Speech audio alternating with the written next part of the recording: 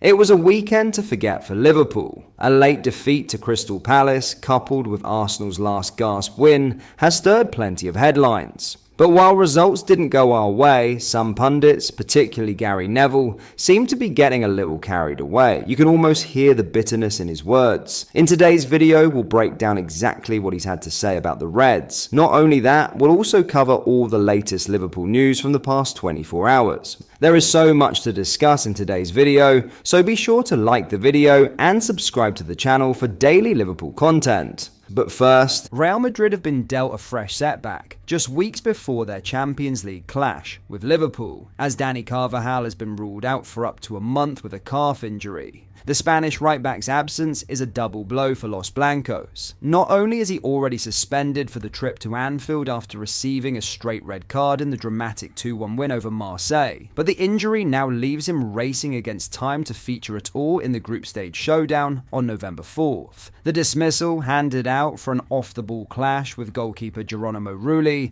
carries at least a one-match ban, though UEFA could extend the sanction if the incident is deemed serious. Should that happen, Xabi Alonso may be forced to reshuffle his backline further, with midfielder Federico Valverde a possible stand-in at right back. For Liverpool, it's a development that feels like a welcome boost. Arne Slot's side, who got the better of Madrid in last season's league phase, will be fully aware of how much Carvajal's absence unsettles their opponents. The Spaniard has long been a reliable presence for Real in Europe, and his injury, sustained during Saturday's 5-2 derby defeat to Atletico on the hour mark, only deepens the uncertainty surrounding Madrid's defensive plans.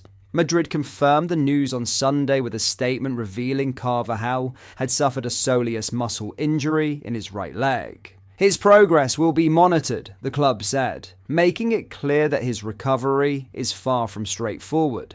The timing could hardly be worse for Alonso.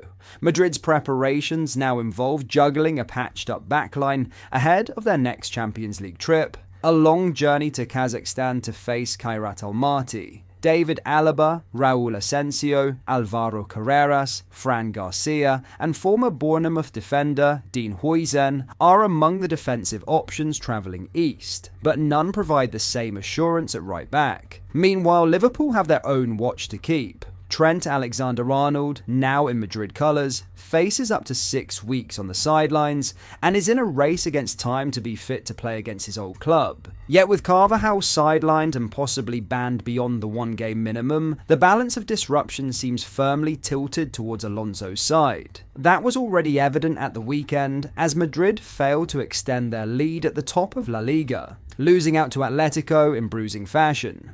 Barcelona could leapfrog them with victory over Real Sociedad, adding further pressure on Alonso, who admitted after the derby, "It was a bad game. We didn't play well either collectively or under pressure.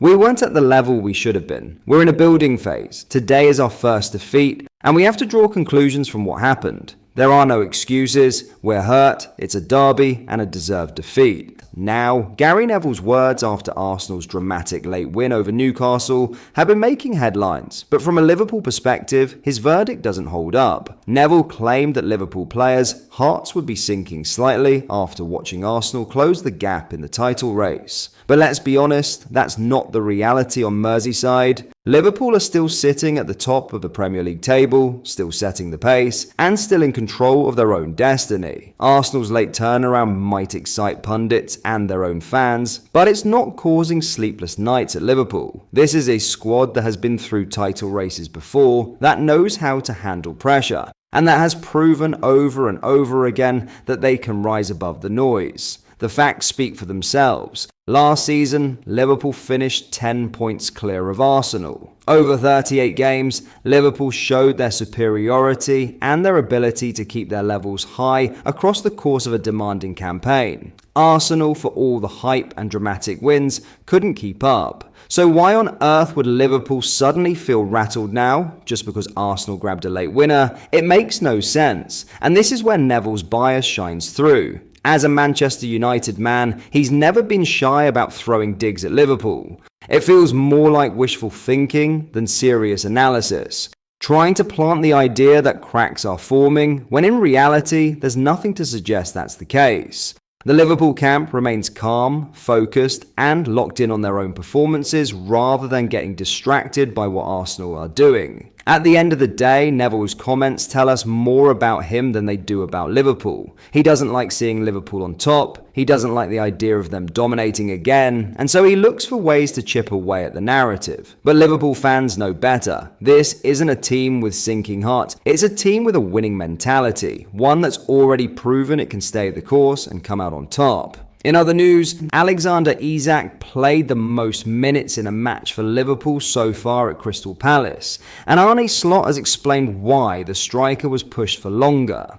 In the build-up to the trip to Selhurst Park, Slot had been vocal about his number 9 not being ready for 90 minutes, but that intensity would dictate how long he stayed on the pitch. At Palace, he played 84 minutes in his first league start for the Reds before being replaced by Rio Ngumoha as Liverpool went in search of a goal that quickly proved to be a consolation. Isak's third start in 4 games finished with 19 touches, 3 shots and 2 big chances missed. But Slot liked what he saw from a player who is still rediscovering his match fitness. Explaining the decision to give Isak 84 minutes, his most since the 58 minutes on debut, Slot told reporters, "That had a lot to do with the low intensity of the game. If you face a low block, 10 players in and around their own 18-yard box, when they have to do build-up, the goalkeeper takes a little bit of time before he kicks it long, then there's hardly any intensity in the game. So in a more open game where both teams want to press high and want to do build-up, and you have to run a lot as a number 9 to press the other team, then you might not play him for 84.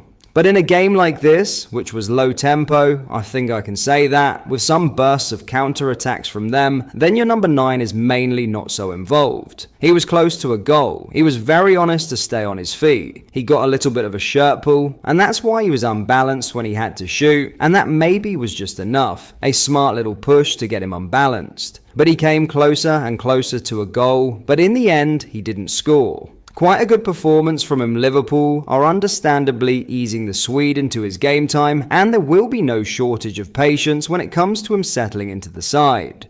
With Hugo Ekitike back from suspension for Tuesday's trip to Galatasaray though, it would not be surprising to see Slot turn to Isak off the bench before having a big decision to make against Chelsea on the weekend. But that is all for today's video. Thank you for watching, I hope you enjoyed. If you did, please drop a like on the video and subscribe to the channel for daily Liverpool content. We post all the latest Liverpool news every day, so join our fast growing community so you never miss out. Thank you, I'll see you in the next video.